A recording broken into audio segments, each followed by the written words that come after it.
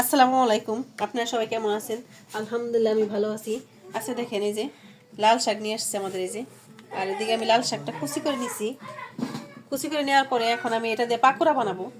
এখানে আমি দিয়ে দিব ওই যে পেঁয়াজ পেঁয়াজ দিয়ে দিব, আর দিয়ে দিব কাঁচামরিচ। আর এই পাকোড়াটা খেতে কিন্তু অসাধারণ লাগে। আর দিয়ে দিব ধনিয়া পাতা দিয়ে দিব। আর সাথে দিয়ে দিব আমি মরিচের গুঁড়া। মরিচ যে যেরকম ঝাল খান সেরকমই দিবেন। আর দিয়ে দিব হলুদের গুঁড়া, দিয়ে দিব ধনিয়ার গুঁড়া একটু। এখানে আমি জিরা ব্যবহার করবো না, জিরার গুঁড়া ব্যবহার করবো না। দিয়ে দিব লবণ। আর এখানে আমি দিয়ে দিব আস্ত জিরা। আর এখানে আমি যে একটা ডিম দিয়ে দিলাম। ডিম দিয়ে আর দিয়ে দেবো আমি এখানে চালের গুঁড়া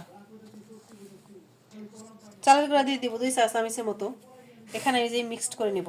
এখানে কিন্তু আমি কোনো পানি ব্যবহার করিনি। আর এই পাকোড়াটা খেতে কিন্তু অসাধারণ লাগে। আপনারা বাসায় ট্রাই করতে পারেন। দেখেন, এই যে আমার মাখানো শেষ। আর পাকোড়াগুলো দেখেন আঠালো হয়ে গেছে। এই আঠালো আঠালো টাইপের থাকবে।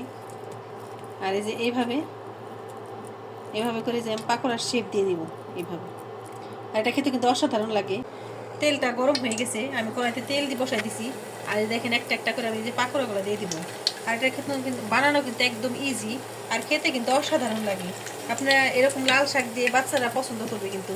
আর দেখতে একটু সুন্দর হয়, কালারফুল হয়, লাল লাল কালার থাকে।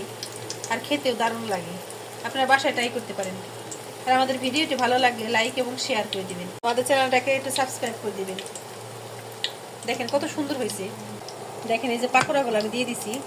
আর এক পিঠটা ভালো মতো একদিকে উল্টাই দিব। দেখেন এক পিঠটা হয়ে গেছে। আর এটা খেতে কিন্তু অসাধারণ লাগে। এক পিঠটা হওয়ার পরে আরেক পিঠ দিয়ে দিব। আর দেখেন কালারটা একটু লাল লাল কালার আসছে।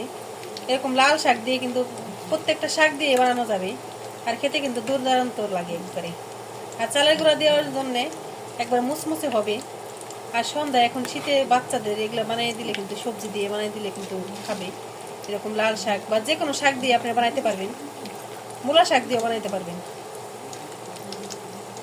দেখেন কি সুন্দর একটা কালার আসছে। আর ঝটপট বানিয়ে নেওয়া যায়।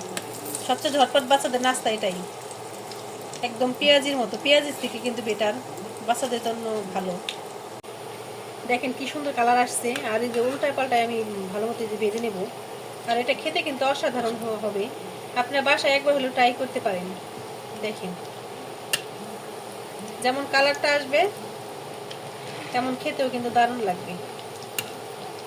আর চালের গুঁড়া দেওয়ার জন্য ক্রিস্পি ক্রিস্পি হবে একবারে। আর লো আজে কিন্তু ভাজতেছি আমি কিন্তু হাই হিটে ভাজবো না। হাই হিটে ভাজলে কিন্তু পুড়ে যাবে উপর থেকে, কিন্তু ভিতরটা কুক হবে না। আর খেতেও ভালো লাগবে না, তিতা লেগে যাবে। আর এভাবে হাই হিটে না দিলে লো হিটে ভাজলে ভিতরটা কুক হয়ে যাবে। আর খেতেও ভালো লাগবে। এরকম করে আমি ভালো মতো একটু ভেজে নেব। দেখেন কি সুন্দর কালার আসছে। দেখেন এই যে আমার ভাজা শেষ। দেখেন কতটা সুন্দর হয়েছে। আর একদম ক্রিস্পি ক্রিস্পি হয়ে গেছে, তেলটা যাতে ঝরে যায়। এভাবে আমি একটা একটা করে নিয়ে নেব।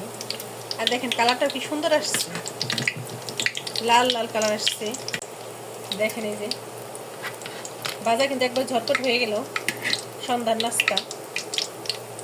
দেখেন কি সুন্দর কালার আসছে, তেলটা ঝরাই যাবে। এটা খেতে কিন্তু অসাধারণ।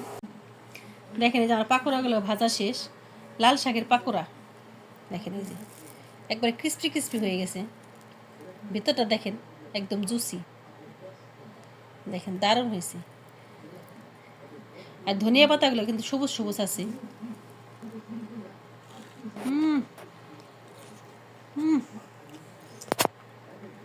অসাধারণ। আপনার বাসায় একবার হলো ট্রাই করে দেখবেন এরকম।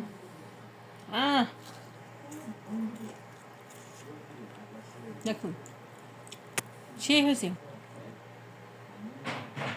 আপনার বাসায় একবার হলো ট্রাই করে দেখবেন। আর এটা খেতে কিন্তু অসাধারণ, সস দিয়ে ভালো লাগবে। সে হয়েছে। এরকম বাসায় ট্রাই করতে পারেন। আর আমাদের ভিডিওটি ভালো লাগলে লাইক এবং শেয়ার করে দিবেন।